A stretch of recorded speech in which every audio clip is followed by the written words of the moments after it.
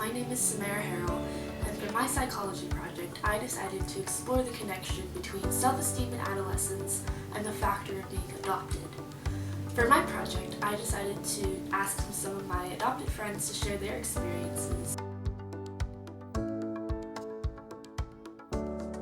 Adopted individuals are more likely to be maladjusted. They're more likely to participate in illicit behavior, struggle in the classroom, and feel more alone.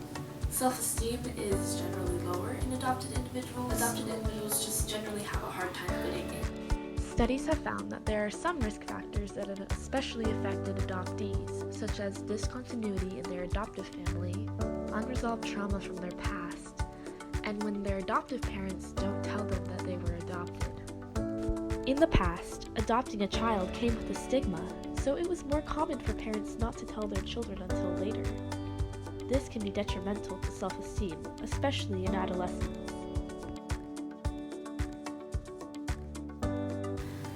Using online social media polls, I also surveyed other adopted individuals and gathered data of my own. Adopted individuals were asked to rate their self-sufficiency on a scale of 1 to 5.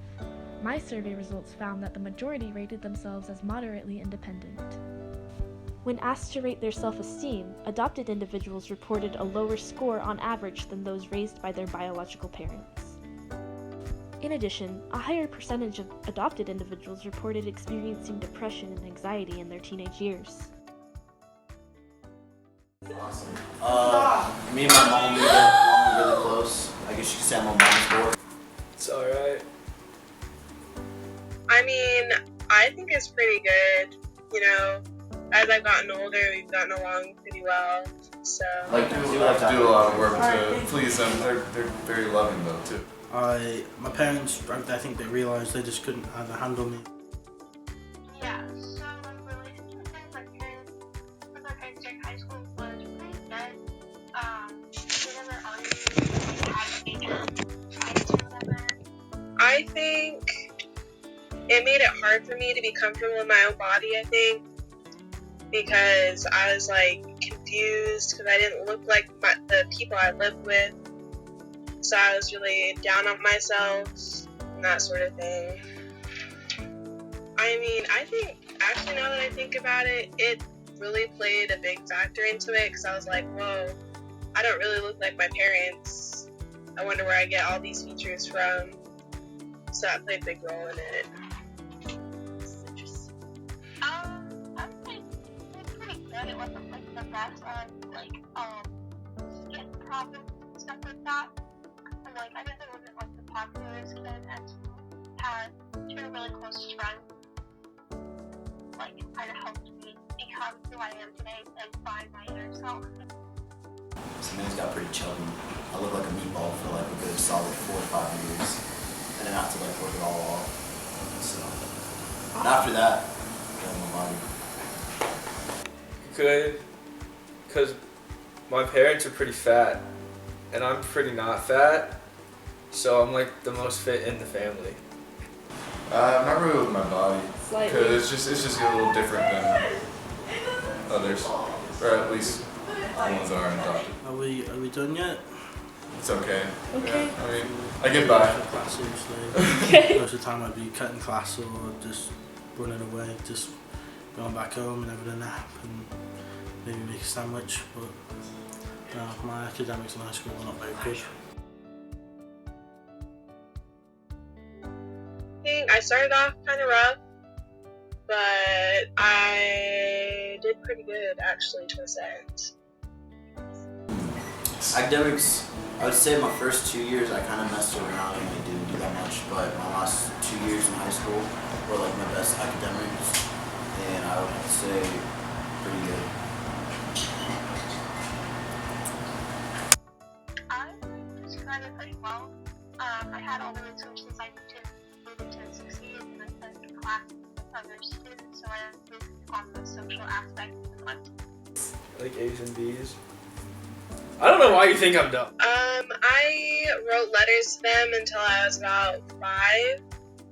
And then my birth mom was like, hey, I'm stepping out of the picture so I can have a better relationship with my adopted mom. But just recently, I think we've gotten into contact through emails and like Instagram.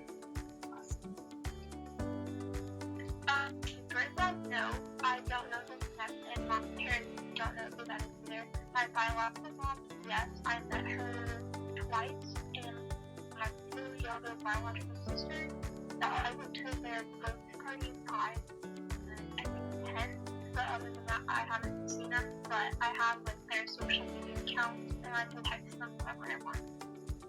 But it kind of made me more secure in my knowing like the chances, I guess, and knowing that there's other people involved in my upbringing other than my parents. I mean, I guess until I was 4 or 3, pretty much, I had contact with them, but I don't really remember them much. I just probably remember their figure, but I don't really desire really, because they just left me out, so I don't desire to go back to them. Wish I could have support from my biological parents. Absolutely not.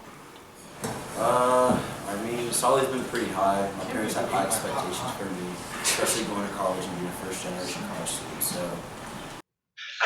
Definitely not well, especially towards like the winter times when it got dark earlier. I definitely had some depression play in there, so it got really hard towards the end of the semester. I think it's pretty good.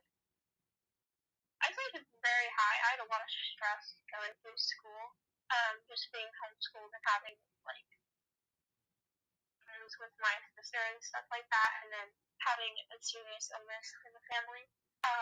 So I'd say I handled it pretty well. I still graduated on time. I graduated with like a 3.7 GPA, so I didn't really let it affect me as much as I could have. I think, high school put me through the most stress, so I said it started to grow, or my tolerance for stress started to grow through that, and now it takes a lot to stress me out. Good. We're not very good. I figured I have a pretty lucky experience. You know, I have a good relationship with both sets of parents, so it's pretty good. Can you say the question again? It kind of makes me grateful, more grateful than like I normally are, because I got the opportunity to have a better life. For me, I think it was a quick adaptation to a new life. I'm done. being adopted is not as bad as you think. Thank you guys for listening to my presentation, and I hope you guys have a good rest of your year.